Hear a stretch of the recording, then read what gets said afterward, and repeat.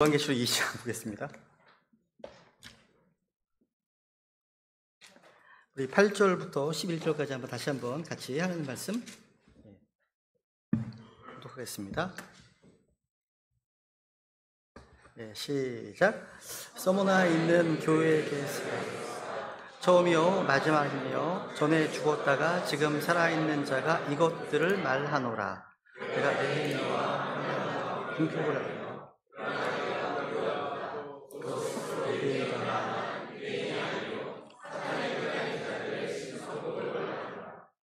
내가 장차 당할 그 일들 중 어떤 것도 두려워하지 말라. 보라, 마귀가 너희 중 몇 사람을 감옥에 던져 너희를 시험하리니 너희가 열흘 동안 환난을 당하리라. 너는 죽기까지 신실하라. 그러면 내가 생명의 왕관을 내게 주리라. 귀 있는 자는 성령께서 이기는 자는 둘째 사망의 해를 입지 아니하리라. 지난 시간에 우리는 8절과 9절을 통해서 고난 중에도 향기를 내는 교회, 이런 서머나 교회 모습을 살펴봤습니다. 이 서머나라는 교회 이름은요, 모락에서 유래된 것처럼 이 서머나 교회는요, 상처를 받을수록 더 깊은 향기를 내는 교회였습니다.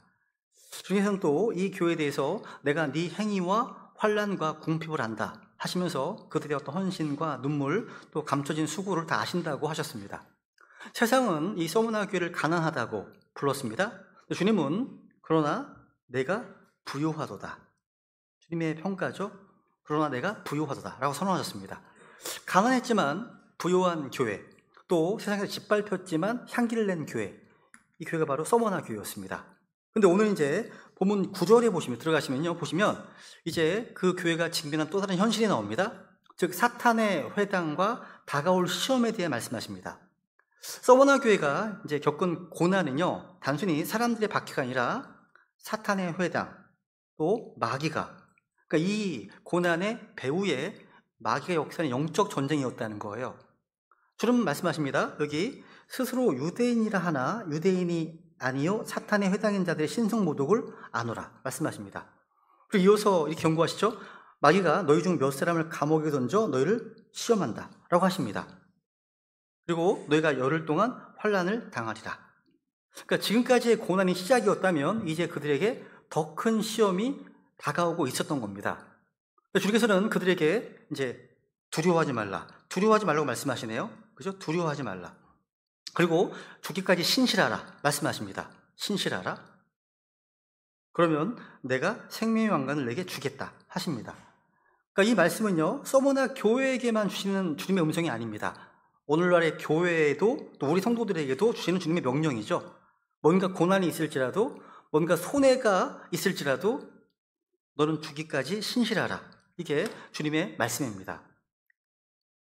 그럼 이제 하나씩 보겠습니다. 우선 9절 보시면요, 후반부 보시면 여기 보시면 스스로 유대인이라 하나 유대인이 아니요 사탄의 회당인 자들의 신성모독을 아노라. 그러니까 주님은 지금 서머나 교회가 받게 되는 어떤 박해의 근원을 정확히 짚어주십니다. 그들은 자신을 유대인이라 부릅니다. 스스로 유대인이라고 합니다. 근데 유대인이 아니네요. 아닙니다. 그러니까 오늘날에도 이런 자칭 유대인들이 많습니다. 그래서 이들은 우리는 영적 유대인이다, 아니면 내가 참된 이스라엘이다, 또 하나님의 이스라엘이다, 이렇게 부르기도 합니다. 근데 성경은 그런 주장을 오류라고 분명히 말씀하십니다.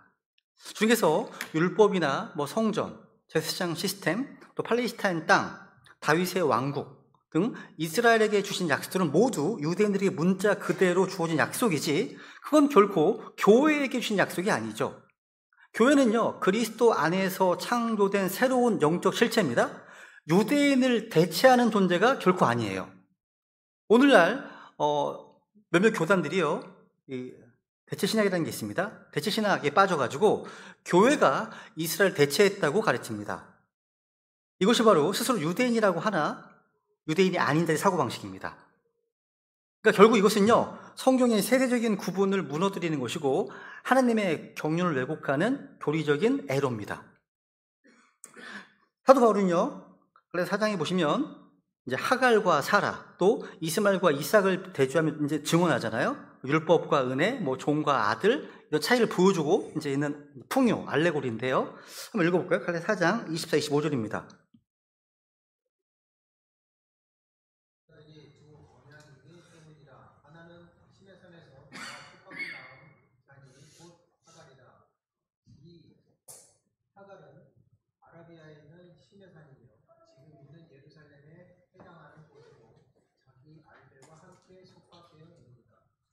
이 알레고리 풍요는요, 이제 유대인과 그리스도인을 구분하고 있습니다. 여러분, 유대인과 크리스찬, 교회는요, 전혀 다른 부르심 아래에 있는 두 그룹입니다. 유대인은 율법 아래에 있고요, 우리 신약의 크리스찬은 은혜 아래에 있습니다. 유대인은 땅의 약속을 받았습니다. 크리스찬들은요, 하늘의 상속 유업을 받았습니다. 유대인들은 모세 율법을 받았습니다. 그죠? 근데 우리 크리스찬은 성령님의 인도하심을 따릅니다. 우리 하나님께서는요, 율법과 복음을 결코 섞지 않으십니다. 육신과 성령, 율법과 은혜, 또 그림자와 실체, 분명히 구분하시죠? 그런데 이 구분을 흐리게 하는 것이 바로 거짓 종교의 시작입니다. 교회는요, 결코 유대인의 제사제도나 절기, 율법의 레위 제사장 책에 돌아가서는 안 됩니다. 그리스도의 십자가는 율법의 완성입니다. 우리 성도들은 더 이상 구약의 레위 제사장 어떤 체계가 아닌 이미 왕가의 제사장입니다. 또 교회 건물은 성전이 아니죠. 또 목회자는 어떤 제사장이 아닙니다. 그럼에도 여전히 구약의 제사장적 권위를 흉내내는 무리가 있다면 그것이 바로 성경 말씀 스스로 유대인이라 하나 유대인이 아닌 자들의 특징입니다. 중에서는 이들을 한마디로요, 뭐라고 얘기합니까?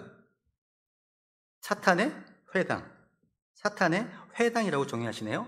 여러분, 이 시나고그 회당이라는 게 뭐예요? 원래 유대인들의 예배 장소 아닙니까? 그러니까 겉으로 보기에는 하나님을 예배하는 것처럼 보이지만 실상은 사탄이 그 중심에 있다는 거예요. 이들은 하나님을 믿는다고 말하는데 하나님께서 사람으로 오신 예수 그리스도를 인정하지 않습니다. 이게 뭐냐면 바로 신성모독입니다. 신성모독.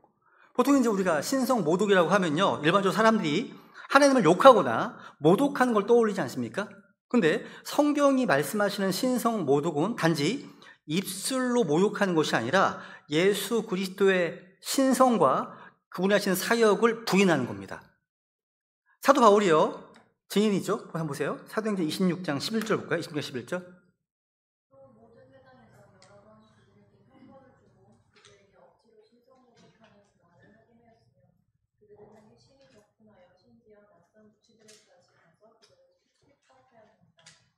바울은요, 율법에 철저한 바리새인이었습니다. 바울은 하나님을 욕한 적이 없습니다. 근데 성경은요, 바울이 그들에게 억지로 신성모독하는 말을 하게 했다라고 기록하고 있습니다. 그럼 신성모독이 뭘까요? 바로 예수 그리스도를 부인하게 만든 겁니다.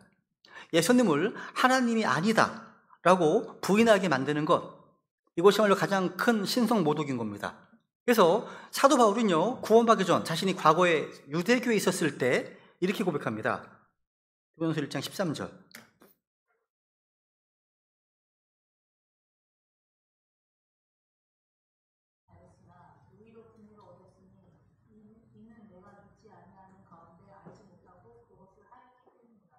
바울이 전에는 뭐라고요?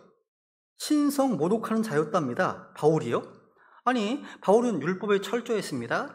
주님을 열심히 섬겼다고 했습니다. 근데 예수 그리스도를 거부했던 바울은요, 스스로 신성 모독하는 자였다고 고백합니다. 왜냐하면 하나님이신 예수님을 부인하는 것이 가장 큰 신성 모독이기 때문입니다. 그렇다면 예수 그리스도를 믿지 않는 모든 자들은 본질적으로 신성 모독자입니다. 그렇다면 오늘날 유대인들 하나님 믿지만 예수님의 어떤 주되심, 예수님의 어떤 창조되심을 믿지 않기 때문에 신성 모독자입니다. 또 무슬림들도요, 하나님 믿는다고 합니다. 근데 예수 그리스도를 하나님의 아들로 인정하지 않기 때문에 그들 또한 신성 모독자입니다. 여호와의 증인들도요, 몰몬 교도들도요, 예수 그리스도의 하나님 되심, 삼위일체를 부인하기 때문에 누굽니까? 신성 모독자예요, 그들도요. 그런데 여러분, 이거보다 조금 더 교묘한 신성 모독이 있어요. 그것은 뭐냐면 예수님의 십자가 사역, 예수의 십자가 사역을 불완전하게 만드는 겁니다. 속죄 사역을요. 그러니까 예수님께서 십자가에서 하신 일만으로는 부족하다. 우리의 행위가 더해져야만 구원이 완성된다는 거예요. 이것이야말로 복음을 훼손시키는 가장 교묘한 신성모독입니다. 그런데 예수님 십자가는 완전합니다. 다 이루었다. 이 말씀은요, 구원의 종결선언이에요. 여기에 인간이 자신의 의, 자신의 행위, 자신의 공로를 덧붙인다면 그것은 주님의 속죄를 불완전하게 만드는 것이고요. 이것이 바로 신성모독입니다. 오늘날 세상은요, 다양성을 말합니다. 모든 종교가 주님께 가는 길이다. 그렇게 말합니다. 근데 성경 분명히 말씀하시지 않습니까? 그죠? 요한일서 5장 12절. 잠깐만요. 네. 아들이 있는 자에게는 생명이 있고 하나님의 아들이 없는 자에게는 생명이 없느니라. 아멘. 여러분, 아들이신 예수 그리스도께 생명이 있습니다. 그죠? 여러분, 생명은 기독교에 있는 게 아니에요. 종교에 있는 게 아닙니다. 생명은 한 분 안에 있어요. 바로 예수 그리스도에 있습니다. 생명은요, 율법이나 사람의 전통에 있는 것이 아닙니다. 이 세상 어디인가 있는 거 아닙니다. 없어요. 어디에도 없습니다. 생명은요. 생명은 그리스도 안에 있습니다. 아들이 있는 자에게는 생명이 있죠. 아들이 없는 자에게는 뭐가 없습니까? 생명이 없습니다. 많은 사람들이 우리에게는 모세가 있습니다. 우리에게는 이만희가 있습니다. 우리에게는 안상홍이 있습니다. 막 얘기하지 않습니까? 우리에게는 부처가 있습니다. 그죠? 공자가 있다. 또 알라가 있다. 무함마드가 있다. 얘기합니다. 그죠? 근데 이 말은요, 그들은 생명과 아무 관련이 없다는 말이에요. 왜? 아들이 있는 자에게 뭐가 있습니까? 생명이기 때문입니다. 여러분, 우리가요, 아무리 인공지능이 발전하고 또 장기 이식을 많이 한다고 할지라도 생명이 있는 게 아닙니다. 다 죽어요. 죽습니다. 생명은 예수 그리스도 안에 있어요. 그리스도가 생명이십니다. 그러므로 예수 그리스도를 부인하는 신앙은 신앙이 아니죠. 그건 신성모독입니다. 주님은 나는 사탕에 회당인 자들의 신성모독 안다 하셨습니다. 그러니까 오늘 우리 배단신내교회 지체들은 어떤 손해가 있다 하더라도, 어떤 조롱이나 박해가 있다 하더라도 예수님만이 나의 주님이시고 나의 구원자이심을 시인하고 선포해야 됩니다. 우리 신앙 고백이죠. 그죠? 10절로 갈까요? 10절로? 네, 10절로 가겠습니다.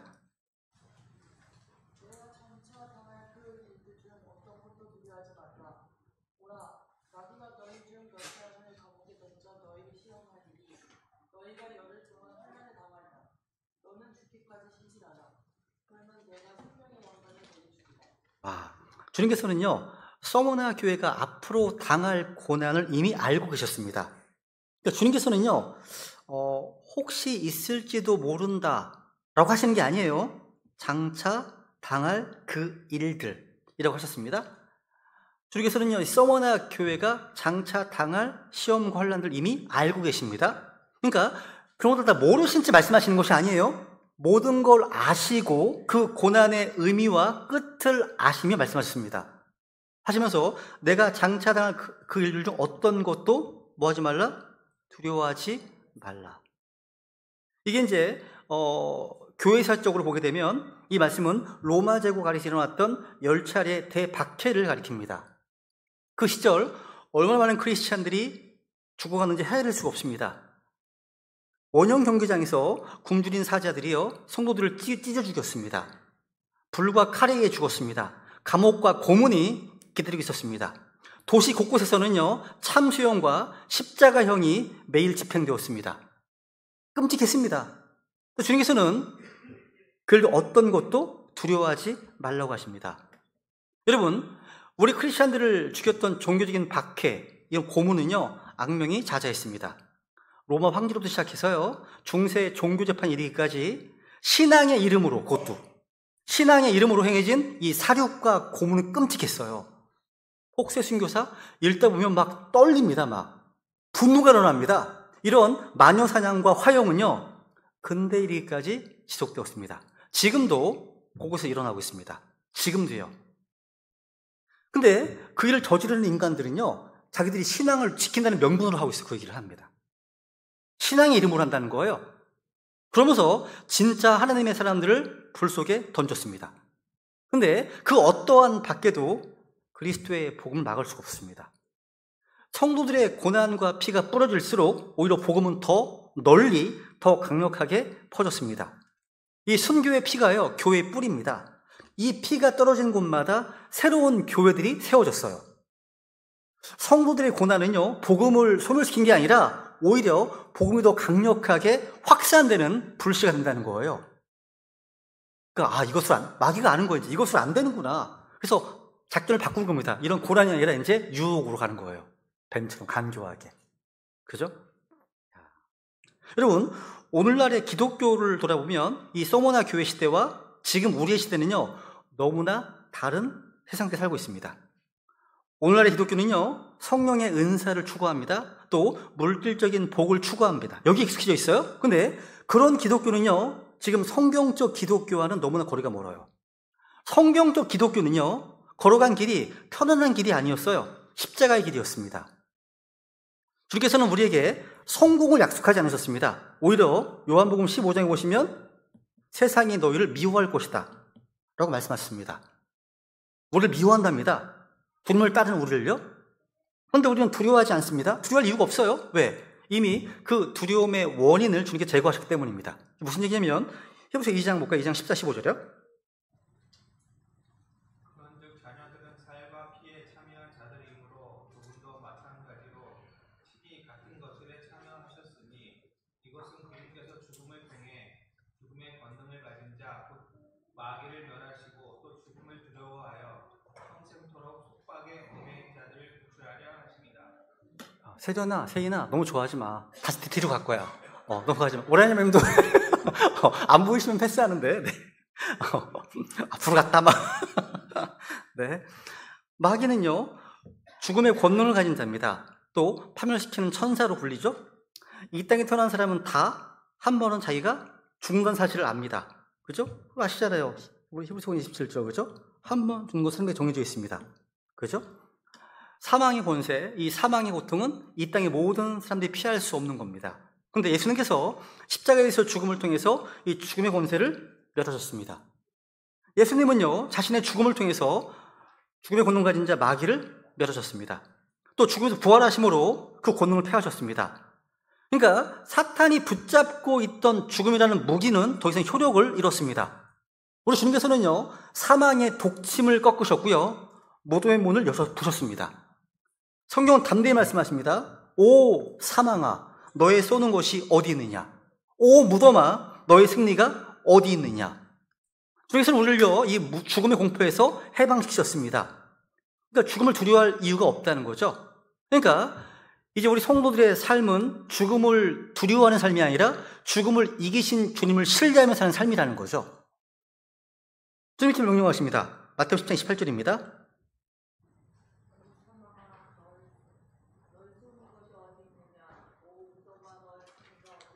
네, 아멘. 이제 그 다음, 네.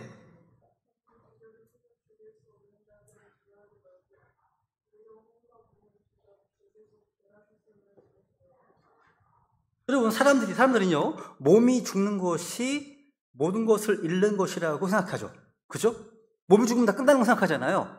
그런데 그보다 더 끔찍한 게 있습니다. 혼을 잃어버리는 겁니다. 이건 비교할 수가 없어요. 비교가 안 되죠? 혼을 죽인다는 게 무슨 말이에요? 지옥 간다는 말이에요. 그죠? 주님께서는 혼과 몸을 다 지옥에서 멸할 수 있는 분이십니다. 그러니까 우리 누굴 두려워해야 되는 거예요? 주님을 두려워해야 됩니다. 그걸 심판자시잖아요. 아까 성경 보면요. 여기 아까 장차 당할 그 일들을 두려워하지 말라. 장차 당할 which thou shalt suffer 라고 되어 있습니다. 이 말씀은요, 너가 고난을 당할 것이다 라고 말씀하십니다. 이 shalt라는 조동사는 단순히 미래를 나타낼 뿐만 아니라요, 확실히 일어날 일을 강조할 때 사용됩니다. 그냥 아마 그렇게 될 거야, 이게 아니라 반드시 그렇게 될 것이다, 확정적인 말씀입니다. 마치 사도행전 16장 37절 보면 주 예수 그리스도를 믿으라, 그러면 너가 구원을 받을 거야. Thou shalt be saved죠. 확정적인 말씀입니다. 이건요, 이런 의미예요. 그러니까 우리 주님께서는요, 우리 믿음의 길을 장밋빛으로 꾸미지 않으십니다. 주님은 언제나 진리 그대로 말씀하시죠? 주님께서는 제자들에게요, 너가 세상에서 잘 될 거야 약속하지 않으셨습니다. 이렇게 약속하셨죠? 요한 16장 33절.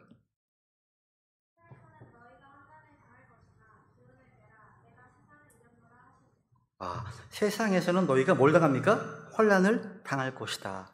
환난을 당할 것이다 말씀하시네요. 그러니까 주님께서는 처음부터요 제자들을요 고난 없는 삶으로 부르신 게 아니라 환난 있는 삶, 십자가의 일로 부르셨습니다. 사도 바울이 이제 회심하던 그날 주님께서는 아나니아에게 이렇게 말씀하셨죠, 그죠? 바울에 대해서 이렇게 말씀하십니다. 사도행전 16절. 그가 내 이름을 위해 얼마나 큰 일들로 반드시 고난을 겪어야 하는지 내가 그에게 보이리라. 그러니까 바울의 사명 속에는 이미 고난이 포함되어 있었습니다.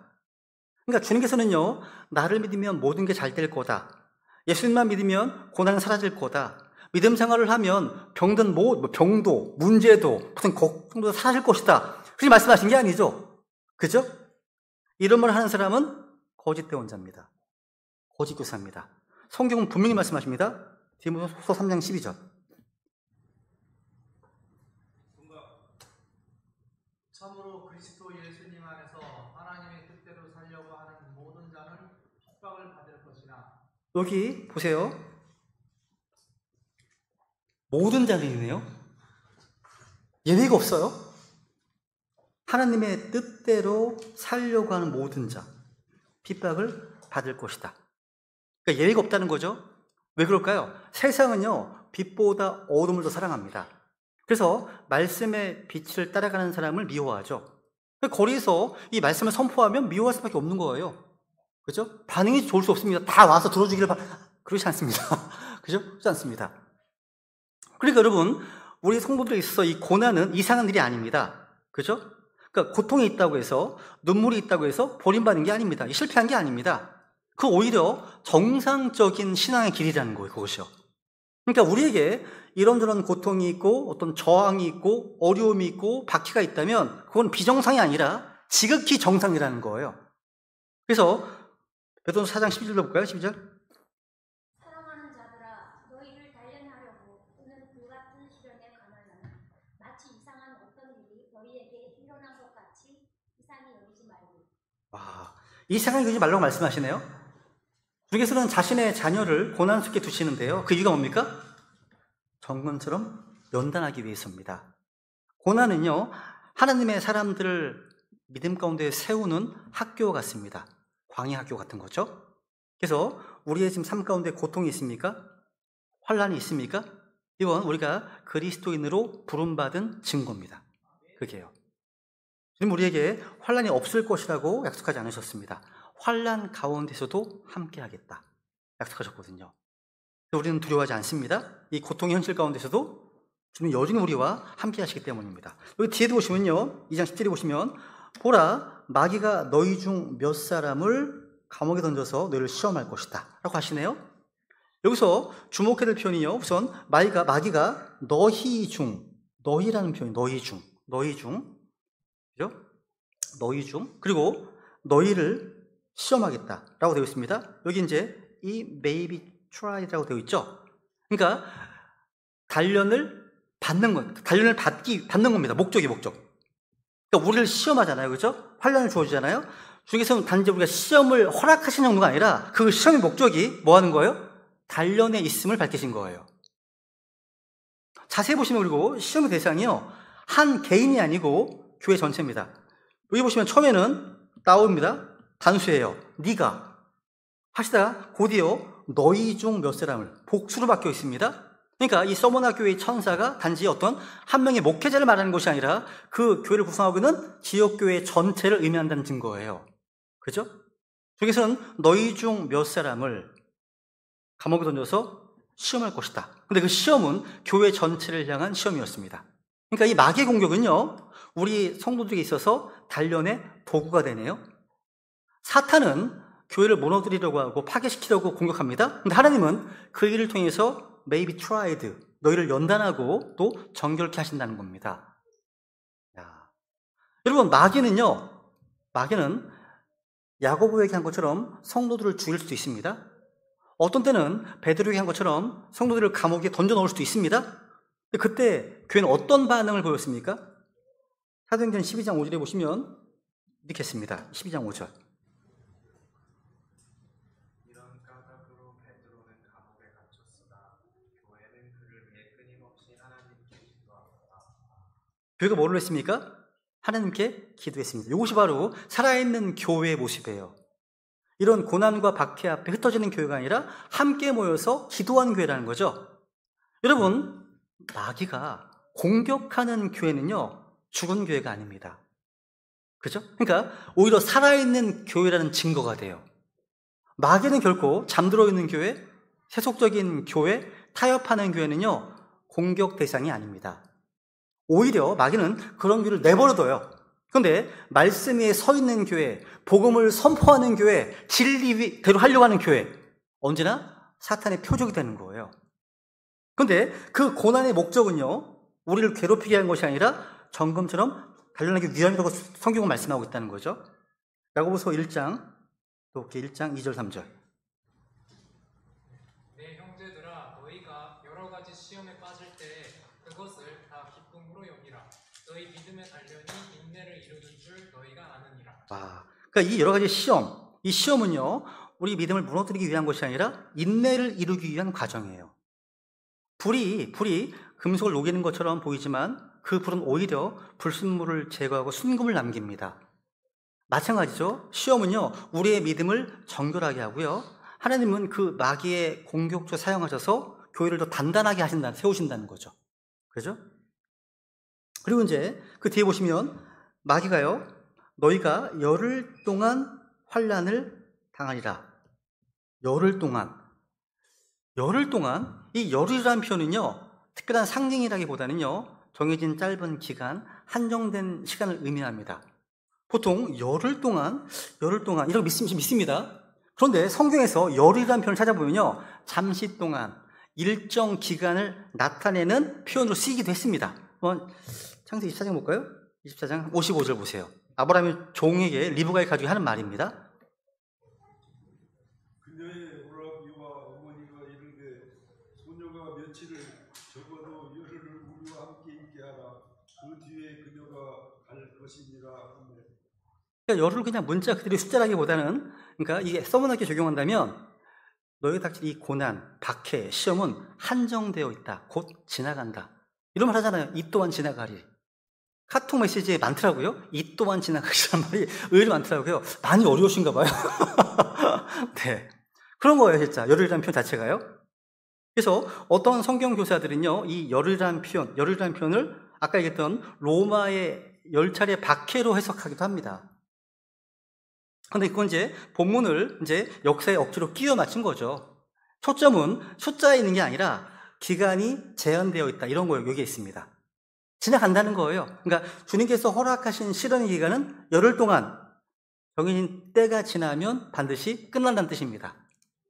감사하지 않아요? 고난은 영원하지 않습니다. 마귀의 활동에는 제한이 있어요. 마귀는 하나님의 허락하심 아래에서 움직일 수 있기 때문이죠. 그죠? 이게 감사한 거예요. 이 땅에서는 만약에 고난이 계속된다면, 끝이 없다면 얼마나 힘들겠습니까? 그죠? 몸의 통증도 계속된다면 진짜 힘들 겁니다. 여러분, 가장 힘든 통증 중에 하나인 결석 같은 경우, 저는 결석 전문가예요. 제가요, 결석 하도 많이 알아가지고 요즘도 느낌이 찜찜해요. 자꾸 옆구리가 자꾸 찔릴 때가 있어요. 근데 결석도요, 무지무지하게 아프다가 잠깐의 쉼이 있어요. 그때 살 것 같아요. 이게 정말 24시간 내내 지속된다면 자살하고 싶을 것 같습니다. 진짜. 이 하나님의 은혜인 것 같아요, 한편으로는요. 그러니까 고난도 마찬가지라는 얘기예요. 여러분, 이러한 시험의 때를 지나면 믿음은 더 단단해지겠죠. 그죠? 마귀는 교회를 쓰러뜨리려고 하지만 하나님은 그 시험을 통해서 교회를 연단하시고 강하게 만드십니다. 시험이 없는 교회는요, 편안할 수는 있습니다. 근데 성숙하지는 않습니다. 근데 시험을 통과한 교회는요, 진짜 믿음을 가져요. 그죠? 여러분, 혹시 여러분 지금 삶 가운데 불같은 시험이 있으십니까? 그것은 바로 하나님께서요, 여러분을 단련하시는 증거예요. 마귀의 시험이 있다면 그 마귀의 손길 뒤에는 하나님의 계획이 있습니다. 계획이 있어요. 고난은 잠시지만 그 뒤에는 고난 이후에 영광이 있음을 기억해야 됩니다. 성경은 말씀하십니다. 그 뒤에 보세요. 너는 죽기까지 신실하라. 그러면 내가 생명의 왕관을 내게 주리라 하시네요. 주님께서는 고난과 핍박 속에 있는 서머나 교회 성도들에게 두 가지를 명령하시네요. 그렇죠? 앞에서는 두려워하지 말라. 여기서는 또 뭐예요? 신실하라. 신실하라. 근데 잘 보세요. 너는 죽기까지 신실하라 라고 되어 있습니다. 죽을 때까지 신실하라는 말씀이 아니에요. 그죠? unto death예요. 이거 비교하셔야 돼요. unto death면 죽기까지 신실하라. 이거하고 until death, 죽을 때까지 신실하라. 이거 정말 큰 차이입니다. 아니에요. 죽을 때까지, 이거 뭐예요? 내 인생이 끝날 때까지 꾸준히 신실하라는 의미지만 unto death, 죽기까지 라고 하면 죽음이라는 대가를 치르고서라도 끝까지 큰 신실하라는 뜻입니다. 그러니까 주님께서는 우리에게요, 목숨을 걸고 신실함을 지키라고 명령하신 거예요. unto death예요. 그리고 우리 신실함이 보는 주님 자신이시죠? 빌립보서 2장도 보세요. unto death로 나와있습니다. 빌립보서 2장 8절. 사람의 모양으로 나타나사 자기를 낮추시고 죽기까지 곧 십자가로 인해 죽기까지 순종하셨느니라. 와, 죽기까지 순종하셨다. 되어 있습니다. 예수님은 죽기까지 순종하신 분이십니다. 죽음을 통해 순종을 완성하신 분이시죠. 주님의 순종은요, 고통의 한계선에서 멈추지 않았습니다.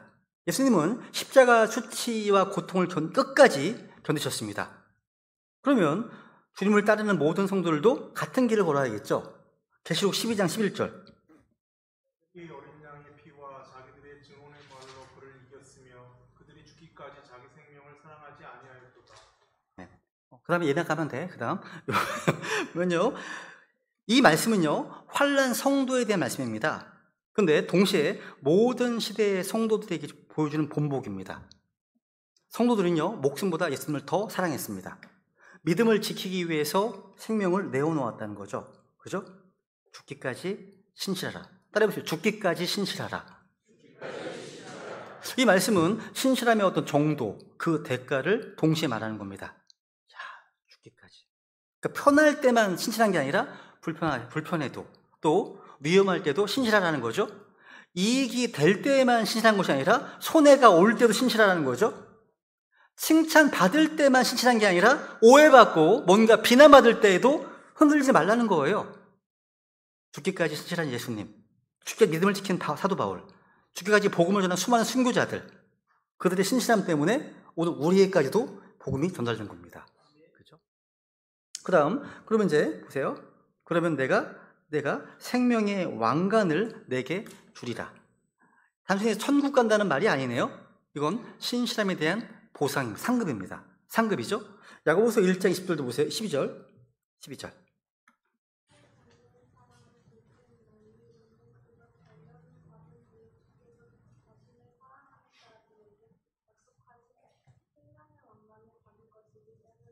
아멘. 시험을 견디고 단련을 받은 사람들이 주어진 왕관, 생명의 왕관입니다. 생명의 왕관.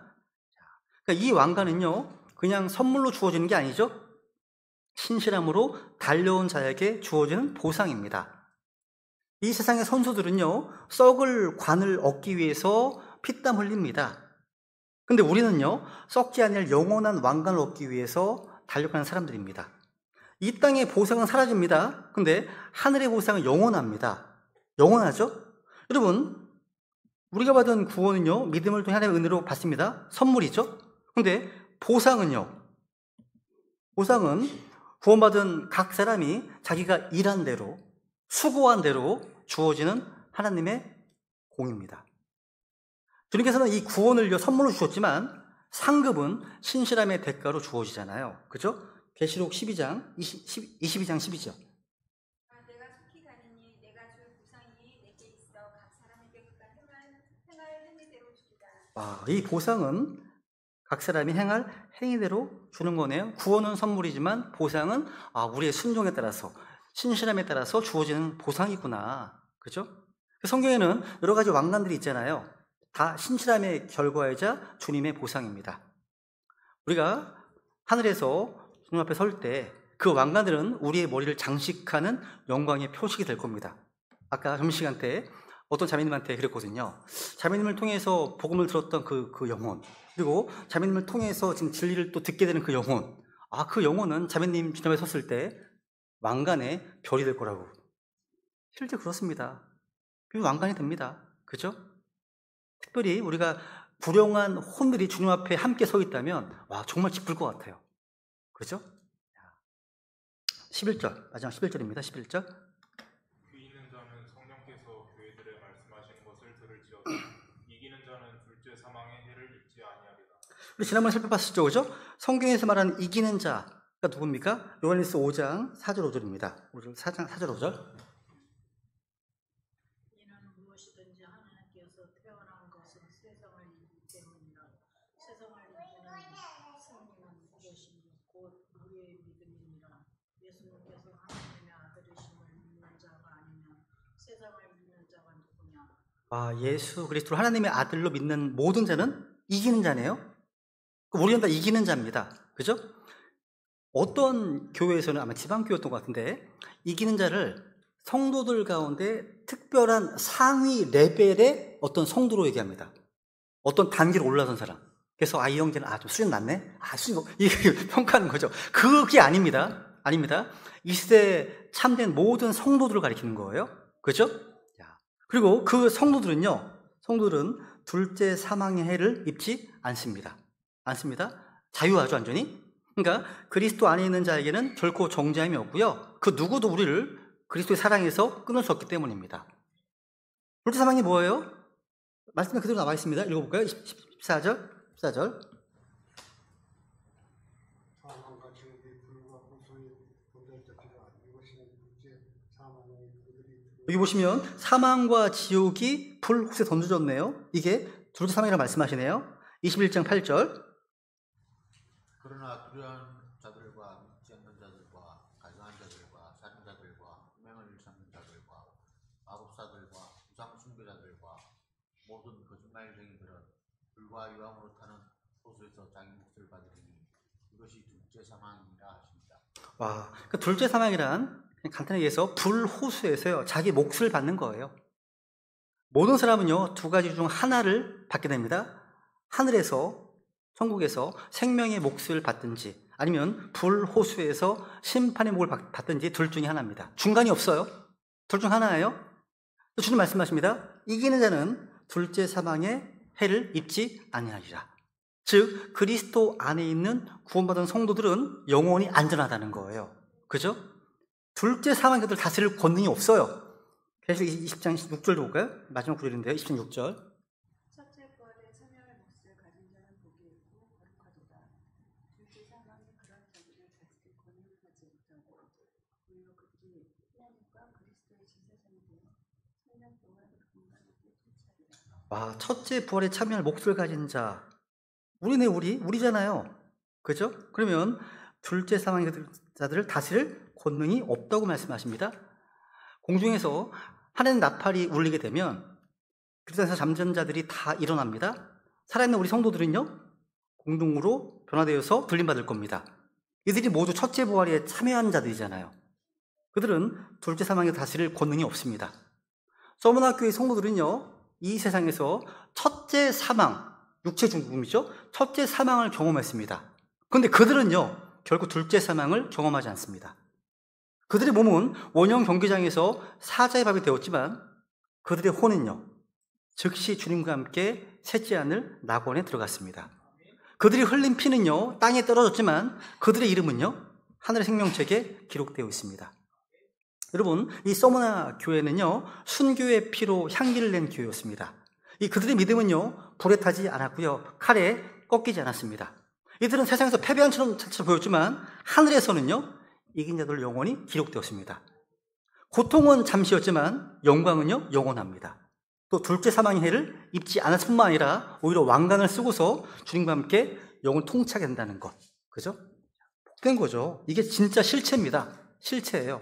그죠? 네. 오늘 여기까지 하겠습니다. 기도하고 마치겠습니다. 기도하겠습니다.